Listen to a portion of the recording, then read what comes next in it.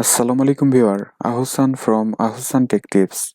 Microsoft PowerPoint প্রেজেন্টেশনে আজকের ভিডিওতে আমরা ইনসার্ট ট্যাবের আন্ডারে টেক্সট গ্রুপের কিছু কাজ দেখব। তো চলুন তাহলে ভিডিওটি শুরু করা যাক।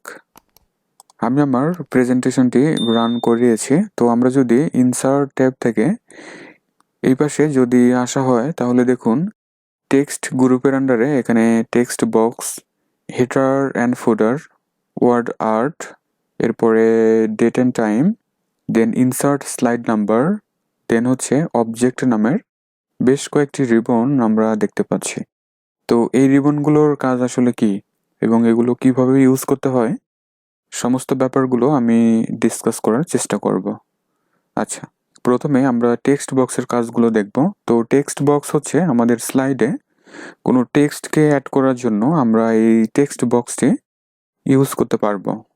যেভাবে আমরা ব্যবহার করেছি হোম ট্যাব থেকে আমরা যদি ড্রয়িং এর আন্ডারে যদি শেপস আমরা সিলেক্ট করি তাহলে দেখুন একেবারে প্রথমে দিকে টেক্সট বক্স কিন্তু আমরা দেখতে পাচ্ছি।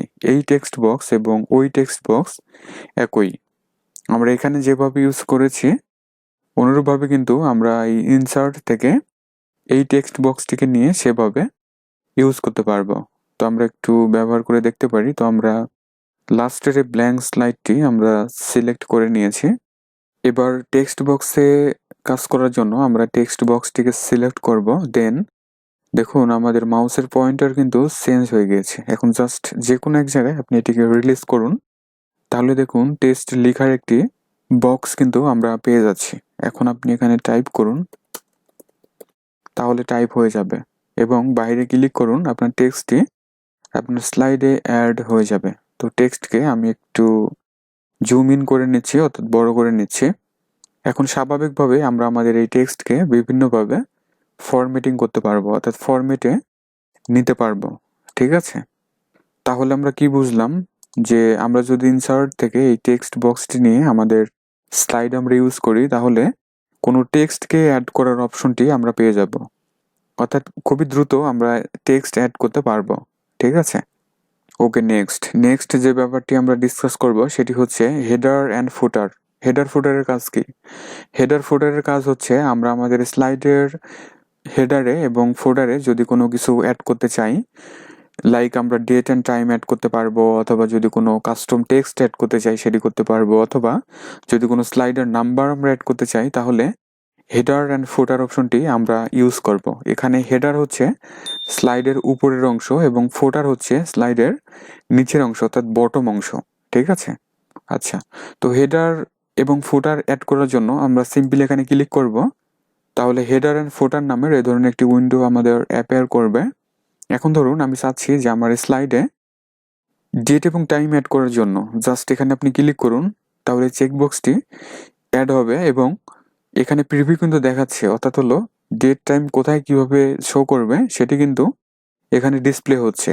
তো আপনি যদি চান যে আপডেট অটোমেটিকলি, তাহলে এখানে দেখুন বেশ কিছু টাইমের ফরম্যাট কিন্তু দেখা যাচ্ছে। তো এগুলো চাইলে আপনি আপডেট করতে পারেন। যেমন ধরুন আমার বাই ডিফল্ট ভাবে এটি কিন্তু আমার রিজিয়ন সিলেক্ট করা আছে, অর্থাৎ টাইমের যে ফরম্যাট এটি কিন্তু সিলেক্ট করা আছে। আপনি এখন চাচ্ছেন বার সহ দেখার জন্য, তাহলে সিম্পলি আমি এটি সিলেক্ট করে নিয়েছি।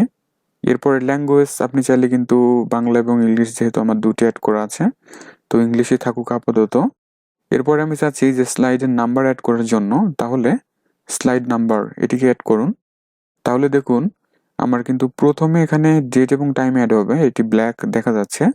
এরপরে আমরা স্লাইডের নাম্বার দিয়েছি, নাম্বার কিন্তু লাস্টে শো করবে। ঠিক আছে, এরপর হচ্ছে ফুটার, এবং ফুটার যদি চেক করা হয় তাহলে দেখুন মাঝের অংশটি কিন্তু ব্ল্যাক হয়ে যাচ্ছে। তার মানে কি আমরা কিন্তু কাস্টম এখানে কোনো কিছু অ্যাড করে দিতে পারবো।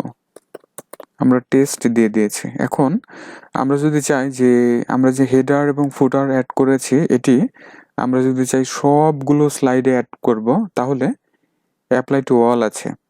আর যদি অ্যাপ্লাই করি তাহলে শুধুমাত্র যে স্লাইডটি সিলেক্ট করা থাকবে, অর্থাৎ আমার 16 নাম্বার স্লাইডটি কিন্তু সিলেক্ট করা আছে, শুধু এই একটি মাত্র স্লাইডে এই বিষয়বস্তুগুলো সেট হবে। তো আমরা শুধু অ্যাপ্লাই করি, একেবারে নিচের দিকে লক্ষ্য করুন, আমরা কিন্তু এখানে আজকের ডেট এবং তারিখ দেখতে পাচ্ছি। দেন আমরা টেস্ট কতটুকু কাস্টম লিখে দিয়েছি সেটি দেখা যাচ্ছে, এবং স্লাইডের নাম্বার হচ্ছে 16, এই যে 16 এটি কিন্তু আমাদের স্লাইডে দেখা যাচ্ছে।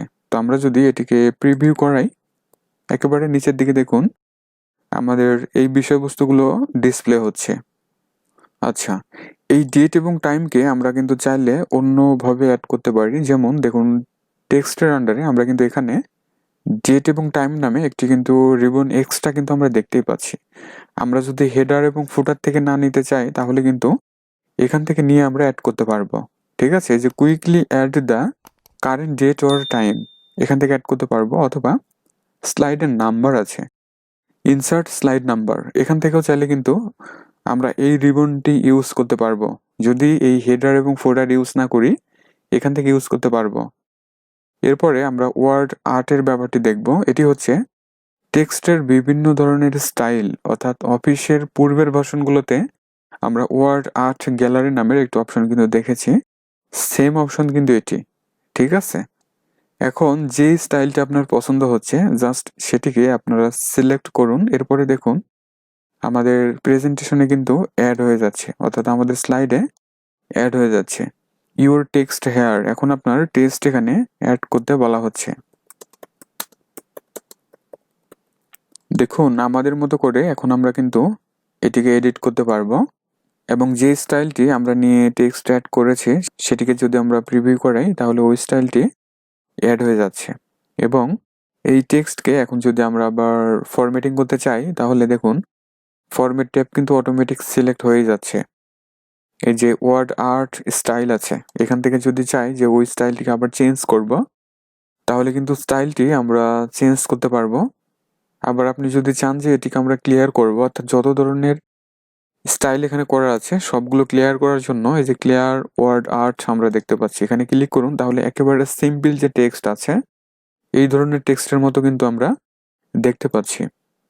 ওকে, আচ্ছা, সর্বশেষ যে ব্যাপারটা আমরা দেখব সেটি হচ্ছে অবজেক্ট। অবজেক্ট কি? অবজেক্ট হচ্ছে যে আমাদের স্লাইডে আমরা অন্য কোনো বিষয়বস্তুকে যদি অবজেক্ট আকারে ইউজ করতে চাই, লাইক এমএস ওয়ার্ড ডকুমেন্ট হতে পারে, লাইক এক্সেল হতে পারে, অথবা কোনো পিকচার হতে পারে, ওই সমস্ত বিষয়বস্তুকে যদি অবজেক্ট আকারে ইউজ করতে চাই তাহলে কিন্তু আমরা অবজেক্ট নামের যে রিবনটি আছে এটি কিন্তু আমরা অ্যাড করতে পারবো। অর্থাৎ হলো কোনো বিষয়বস্তুকে আমরা যদি এমবেড করতে চাই তাহলে এই অবজেক্ট নামের রিবনটি ইউজ করব।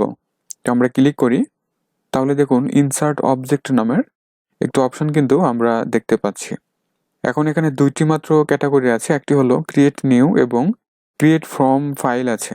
তো ক্রিয়েট নিউ এর আন্ডারে আমরা কিন্তু অবজেক্ট টাইপের এখানে দেখুন অ্যাডোব ফটোশপ ইমেজ, এই যে বিটম্যাপ ইমেজ, ক্যালেন্ডার কন্ট্রোল আছে, তারপরে যে এক্সেলের চার্ট আমরা দেখতে পাচ্ছি, আবার কোনো পাওয়ার পয়েন্টের বিষয়বস্তু আছে, প্রজেক্ট আছে, অনেক অনেক বিষয়বস্তু কিন্তু আমরা এই অবজেক্টের আন্ডারে দেখতে পাচ্ছি। এখন ধরুন আমরা একটি বিটম্যাপ ইমেজ দিয়ে পরীক্ষা করে দেখতে পারি।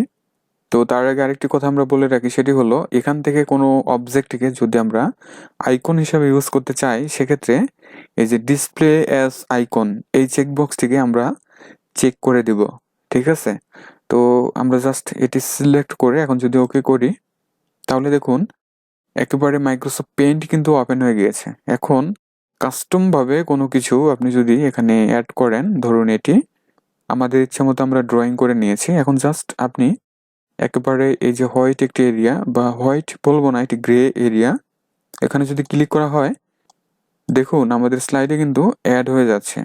অর্থাৎ স্পেসিফিক কোনো বিষয়বস্তুকে আমরা অবজেক্ট হিসেবে যদি অ্যাড করতে চাই তাহলে কিন্তু এখানে অ্যাড হয়ে যাবে। এখন এটিকে সাধারণ যে পিকচারগুলো নিয়ে আমরা আমাদের স্লাইডে এডিট করি বা ফরম্যাটিং করি ওই বিষয়বস্তুগুলো কিন্তু আমরা এই পিকচারেও বা অবজেক্টেও কিন্তু করতে পারবো। এর পরবর্তীতে আমরা আবারও ইনসার্টে যাচ্ছি, দেন আবারও যদি অবজেক্টে ক্লিক করি, এই যে ক্রিয়েট ফ্রম ফাইল আছে, তো আমরা এই অপশন বাটনটি যদি সিলেক্ট করি তাহলে দেখুন আমরা ব্রাউজ পেয়ে যাচ্ছি। অর্থাৎ এখন আমাদের ব্রাউজ করতে হবে আমাদের পিসির যে ডিরেক্টরি থেকে আমরা কোনো অবজেক্টকে নিতে চাচ্ছি। সাপোজ এখানে পিকচারের ভিতরে তেমন কিছু নেই, তো আমি আমার ড্রাইভের ভিতরে যাচ্ছি, লক স্ক্রিনের ভিতরে আমার কিছু পিকচার এখানে রাখা আছে। তো তো আমি একটি পিকচার এখানে সিলেক্ট করে এখন যদি ওকে করি, তাহলে দেখুন আমাদের পিকচারের যে পাথ আছে বা ডেস্টিনেশন আছে এটি কিন্তু এখানে ডিসপ্লে হয়েছে। এখন জাস্ট আমরা ওকে করব। তাহলে দেখুন অবজেক্ট হিসেবে আমাদের পিকচারটি কিন্তু এখানে দেখা যাচ্ছে। তাহলে আমরা চাইলে কিন্তু আমাদের প্রেজেন্টেশনে বা স্লাইডগুলোতে আমরা কিন্তু এই অবজেক্ট নিয়ে কাজ করতে পারবো। ঠিক আছে, তো আমরা ইনসার্টে যাচ্ছি, দেন আর তেমন কোনো কিছু নেই। এতটুকু যদি জানা যায় তাহলে অনেক কিছু আমরা জানতে পারবো এবং পরবর্তীতে আমরা বিভিন্ন বিষয়বস্তুকে আমরা প্র্যাকটিস করব, অনেক অনেক প্র্যাকটিস করব। ঠিক আছে, তাহলে এগুলো আমাদের আয়ত্তে এসে যাবে। তাহলে ভিউয়ার, আজকের ভিডিওতে আমরা মাইক্রোসফট পাওয়ার পয়েন্ট প্রেজেন্টেশনে ইনসার্ট ট্যাব থেকে টেক্সট গ্রুপের আন্ডারে যে সমস্ত রিবনগুলো আছে সবগুলোর কাজ আমরা শিখে নিয়েছি। আপনারা অবশ্যই বাসায় এগুলো প্র্যাকটিস করবেন। আর ভিডিওটি যদি ভালো লাগে লাইক, কমেন্ট এবং শেয়ার করবেন। যারা চ্যানেলটিকে এখনও সাবস্ক্রাইব করেন নাই প্লিজ সাবস্ক্রাইব করে আমার সাথেই থাকবেন। এবং যারা এক্সেস শিখতে চাচ্ছেন এবং পাওয়ার পয়েন্ট বিশদভাবে শিখতে চাচ্ছেন তারা অবশ্যই আমার চ্যানেলটিকে ফলো করবেন এবং ভিজিট করবেন। সবাই ভালো থাকুন, সুস্থ থাকুন। Thanks for watching.